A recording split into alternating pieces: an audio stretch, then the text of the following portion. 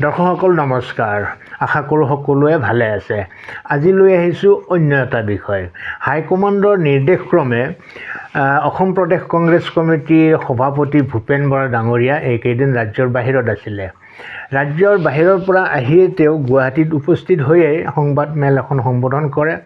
সেই সংবাদমেলত তেওঁ বিভিন্ন কথা কৈ কেইবাটাও ঘোষণাও কৰে। আহক মই সেই সংবাদমেলখনৰ বচা কিছু অংশ আপোনালোকৰ বাবে লৈ আহিছোঁ, যিবোৰ মই আলোচনাও কৰিম আপোনালোকৰ সৈতে। আপোনালোকেও কমেণ্ট কৰি জনাব। আহক প্ৰথমতে তেওঁৰ এই কথাখিনি শুনি লওঁ।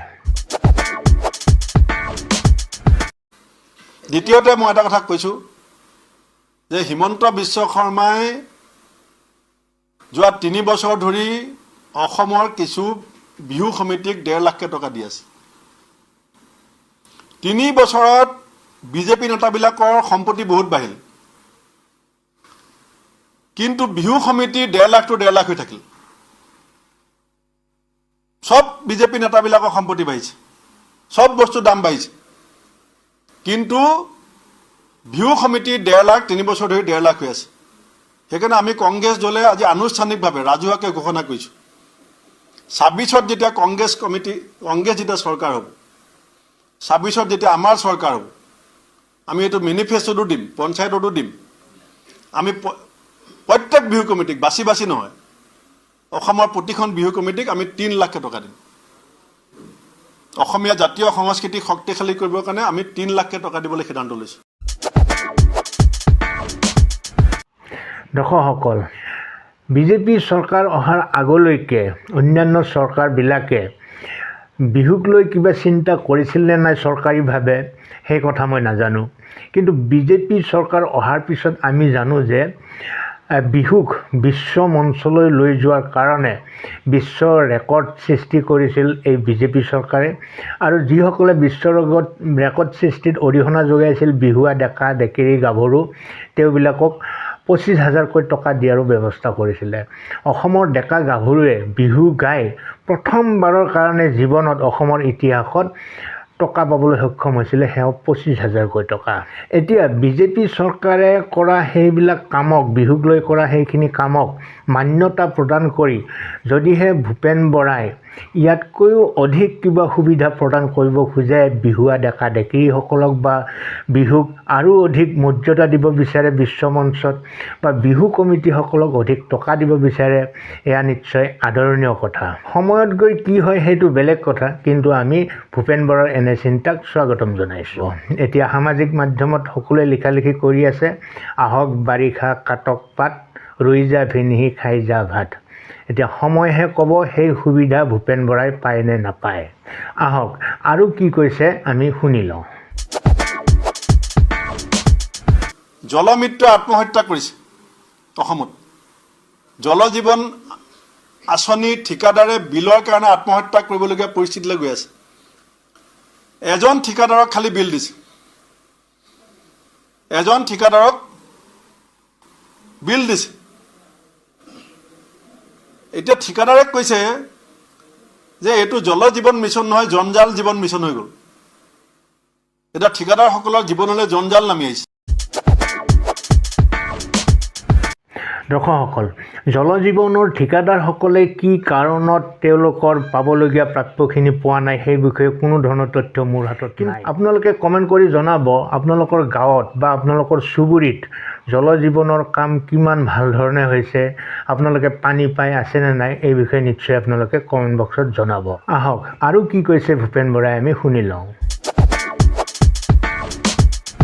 আশা কৰ্মীৰ আন্দোলন, অংগনাবাদী কৰ্মীৰ আন্দোলন, গাঁওবুঢ়াৰ আন্দোলন, টেটৰ শিক্ষকৰ আন্দোলন, কম্পিউটাৰ টিচাৰক 20,000 টকা দিয়ে, তেওঁলোকে ছেটেলাইট উৰাম বুলি কয়। আৰু অসমৰ কম্পিউটাৰ টিচাৰৰ দৰমহা কিমান? 20,000। বেংগালুৰুত চাকৰি কৰি থকা ল'ৰা ছোৱালীয়ে পইচা পায় 25,000। আৰু ছেটেলাইট উৰাম বুলি কোৱা মুখ্যমন্ত্ৰীয়ে কম্পিউটাৰ টিচাৰক দৰমহা দিয়ে 20,000। এই কথাবিলাকৰো বিচাৰ এই সময়ত হ'ব। মই অসমৰ ৰাইজকো আহ্বান জনাম, অসমৰ ৰাইজকো আমাৰ 1250 টকাৰ বিনিময়ত আমি 6 জনগোষ্ঠীৰ সমস্যাটো বাদ দিম নেকি? 1250 টকাৰ বিনিময়ত আমি চাহ বাগিচাৰ শ্ৰমিকক 5,000 টকা দিয়াৰ বিনিময়ত আমি চাহ শ্ৰমিকৰ জনজাতিকৰণ, চাহ শ্ৰমিকৰ মজুৰি বৃদ্ধি কথাটো বাদ দিম নেকি? এই কথাবিলাকো এতিয়া অসমৰ মুখ্যমন্ত্ৰীয়ে জবাব দিব লাগিব আৰু এই বিষয়বিলাক আমি ৰাইজৰ আদালতলৈ লৈ যাম। ঠিক কথা কৈছে। পেঞ্চনাৰসকলৰ পেঞ্চন হোৱাটো আমি বিচাৰোঁ সময়মতে, চাকৰিয়ালসকলৰ দৰমহা সময়মতে হৈ থকাটো আমি বিচাৰোঁ। অংগনবাদী কৰ্মী, আশা কৰ্মী, টেট শিক্ষক সকলোৱে ন্যায় পোৱাটো আমি বিচাৰোঁ। আনকি তেওঁ 6 জনগোষ্ঠীৰ প্ৰসংগও আনিছে। 1250 টকা পাই আমি 6 জনগোষ্ঠীৰ বিষয়টো সমস্যাটো কম্প্ৰমাইজ কৰিম নেকি? 5,000কৈ প্ৰতিটো পৰিয়ালক চাহ বাগানৰ পৰিয়ালক চৰকাৰে টকা দিছে, সেইটো পাই আমি চাহ শ্ৰমিকৰ মজুৰি বৃদ্ধিৰ প্ৰসংগটো আমি এৰাই চলিম নেকি? এনেধৰণৰ বিভিন্ন কথা তেওঁ উত্থাপন কৰিছে।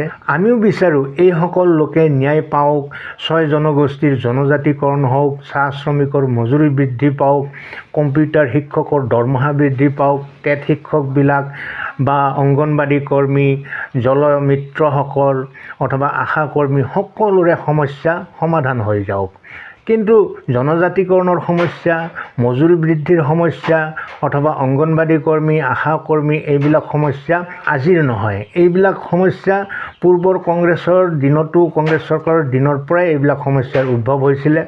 কিন্তু কিমান আন্তৰিকতাৰে লৈছিলে এই সমস্যাবিলাক সমাধানৰ কাৰণে সেই চৰকাৰবিলাকে সেই দিনবিলাকত আমি দেখি আহিছোঁ। এতিয়া যদি ভূপেন বৰাই ভাবিছে যে তেওঁ যদি 26ত চৰকাৰ গঠন কৰে এই সকলোবোৰ সমস্যা ফু মাৰি নোহোৱা কৰি দিব, তেনেহ'লে আমাৰ বেয়া পাবলগীয়া নিশ্চয় একো নাই, আমি আদৰণি জনাইছোঁ। কিন্তু তেওঁৰ এই প্ৰতিশ্ৰুতিসমূহক জনসাধাৰণে কিমান আস্থাত লয় আৰু সেই আস্থা গৈ ভোটত পৰিণত হয়নে নহয়, সেইটোহে হ'ব ডাঙৰ কথা।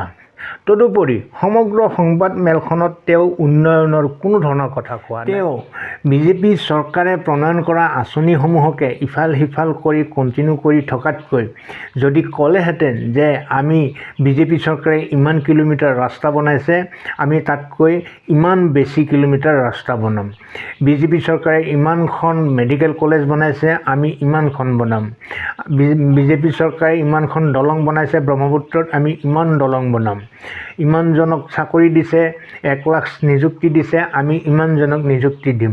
এনেধৰণৰ প্ৰতিশ্ৰুতি আৰু এনেধৰণৰ অংগীকাৰহে জনসাধাৰণে নিশ্চয় বিচাৰিব। দৰ্শকসকল, অসমৰ ৰাজনীতিত অথবা ভাৰতৰ ৰাজনীতিত কংগ্ৰেছৰ এটা দীঘলীয়া ইতিহাস আছে। তেওঁলোকে কেইবাবাৰো কেন্দ্ৰতো চৰকাৰ গঠন কৰিছে, অসমতো চৰকাৰ গঠন কৰিছে। সেই দিনবিলাকত তেওঁলোকে নিশ্চয় কিছু ভাল কাম কৰিছে আৰু সমানে কিছুমান দৃষ্টিকটুভাৱে বেয়া কামো তেওঁলোকে কৰি আহিছে।